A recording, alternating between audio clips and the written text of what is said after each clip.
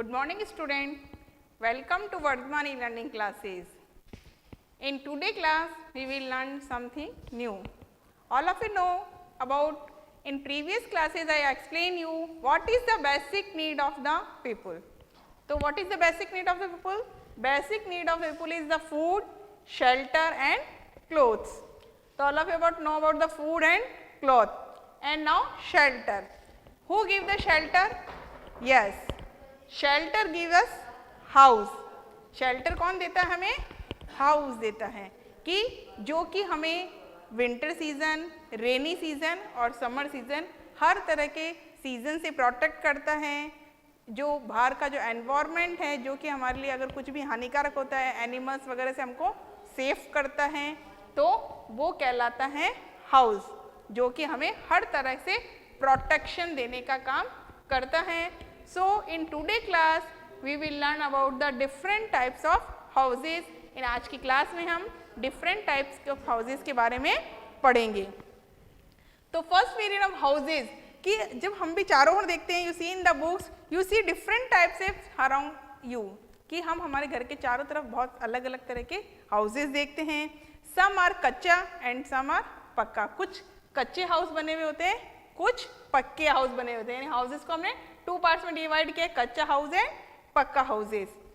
Some are single storage and some are multi storage. कुछ single storage होते हैं और कुछ मल्टी स्टोरेज होते हैं। मल्टी स्टोरेज को हम फ्लैट भी कह सकते हैं, कि जो मल्टी स्टोरेज उसको हम फ्लैट कहते हैं, कि जो एक के ऊपर एक बिल्डिंग्स बनी हुई होती हैं वो फ्लैट्स कहलाती हैं। Various types of material are required for the construction of these houses. और ये जो भी हाउसेज हैं उनको मेड करने के लिए, कंस्ट्रक्ट करने के लिए, बनाने के लिए हमें डिफरेंट काइंड ऑफ मटेरियल की नीड होती है। Some of the houses constructed are very much grand. और कुछ हाउसेज ऐसे होते हैं जो कि बहुत ही बड़े होते हैं। एंड अट्रैक्टिव लाइक पैलेसेस, और इतने आकर्षित करते हैं हमको जैसे कि वो एक पैलेस हो, यानी महल के जैसे होते हैं। तो in your mind we have the questions what things we need to construct the houses, कि हमें किन किन चीज़ों की आवश्यकता होती है जब हम एक हाउस बनाने के लिए स्टार्ट करते हैं। तो वी नीड है some material to make a house. तो when we make a kutcha houses, कि जब हम कभी भी कच्चा हाउस बनाते हैं तो उसके लिए हमें मड, स्ट्रॉ एंड बैम्बू की नीड होती है। जो कच्चा हाउस होता है वो मड से, स्ट्रॉ यानी तिनका, और बैम्बू यानी जो बांस की लकड़ियाँ होती हैं उससे हाउस तैयार होता है। एंड व्हेन वी मेक एक पक्का हाउस, जब हम पक्का हाउस बनाते हैं तो उसके लिए ब्रिक्स, ईट, सीमेंट, आयरन रोड्स जो लोहे की रॉड्स होती हैं, कंक्रीट छोटे छोटे जो पत्थर्स होते हैं, सैंड जो मिट्टी होती हैं, स्टोन जो बड़े बड़े पत्थर्स होते हैं, उन सब की नीड होती हैं, कि इन मटेरियल से हमको पक्का हाउस प्रिपेयर होता है। तो all of understood about what things we need to make a kachcha house and what things to we need a make a pucca house, and what is the necessary things which we observe when we make a house, की सबसे important चीज़ कौन सी होती है जो कि हमें एक house को बनाते समय ध्यान रखने की आवश्यकता होती है। तो whenever the house is पक्का और कच्चा हाउस, की जब कभी भी चाहे वो कच्चा हाउस है चाहे पक्का हाउस है, there should be proper availability of fresh air and light, कि हमें ये देखना चाहिए कि उसमें प्रॉपर फ्रेश एयर और लाइट की व्यवस्था है या नहीं, कि उसको हाउस को इस तरह से बनाना चाहिए कि इसमें प्रॉपर फ्रेश एयर और लाइट आ सके। This keep us healthy. क्यों? क्योंकि यदि फ्रेश एयर और लाइट आएगी तो उससे हम हेल्दी रह सकते हैं। जो फ्रेश लाइट होती है, जो सनलाइट होती है, जब घर में आती है तो वो जम्स फ्री रूम्स बनाती हैं। Observe the building of your school. ये और आप सब देख सकते हैं कि जैसे अगर हम यहाँ अपने घर की बात करें, अपने स्कूल की बिल्डिंग की बात करें, तो आपने अपने स्कूल की बिल्डिंग्स में भी देखा होगा कि जो डोर्स और विंडोज होते हैं आपस में एक दूसरे के इन फ्रंट ऑफ होते हैं।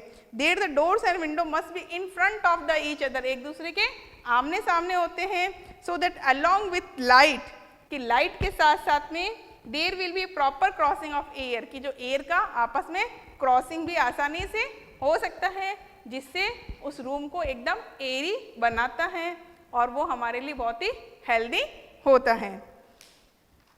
इन द नेक्स्ट टॉपिक, कि ये तो हो गई कि हाउसेस को मेड करने के लिए किन किन मटेरियल की नीड होती है। इसके अलावा जो हाउसेस होते हैं उसके अंदर जो रूफ होती हैं वो भी अलग अलग टाइप्स की बनी हुई होती हैं। तो those area in which the rocks are easy available, कि जो ऐसा एरिया जहाँ पर कि रॉक आसानी से अवेलेबल हो जाती हैं, there the roof and wall of the houses are made of rocks, कि वो वॉल और जो रूफ जो दोनों हैं वो किसकी बनी हुई होती है, रॉक्स की बनी हुई होती है। The roof and wall of the houses are made of sand and bricks in those area where rocks are not easily available, और जिन एरिया में रॉक्स आसानी से अवेलेबल नहीं होती हैं वहाँ की जो वॉल्स हैं और जो रूफ हैं वो सैंड, ब्रिक्स और सीमेंट से मिलके बनाई जाती हैं। और nowadays the roofs are also constructed by filling the cement and concrete in a structure made of iron rods, और कहीं कहीं पर आजकल जो रूफ हैं उसमें आयरन की रोड्स लगा के इस तरह का स्ट्रक्चर बनाया जाता है और उसके अंदर कंक्रीट और सीमेंट को फिल करके रूफ तैयार की जाती है, जिसे हम आरसीसी रूफ के नाम से भी जानते हैं। इस तरह का स्क्वायर शेप में स्ट्रक्चर बना के उसके अंदर सीमेंट को और कंक्रीट को मिक्सअप करके मटेरियल फिल किया जाता है, जिससे कि वो कुछ दिनों में रूफ बनकर तैयार हो जाती है, जिसे हम आरसीसी रूफ कहते हैं।